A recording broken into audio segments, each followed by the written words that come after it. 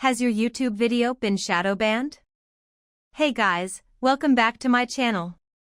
Today, I'm going to show you how to identify if your YouTube video has been shadow banned and what you can do about it.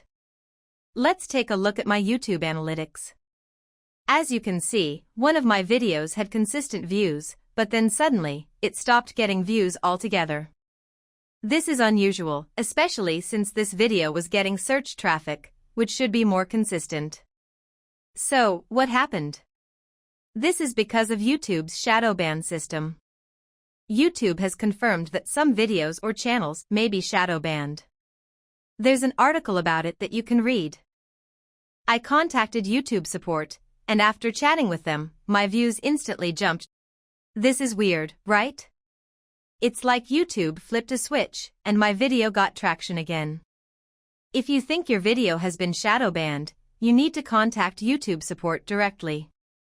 They'll check your video, and if everything is fine, they might just flip the switch for you.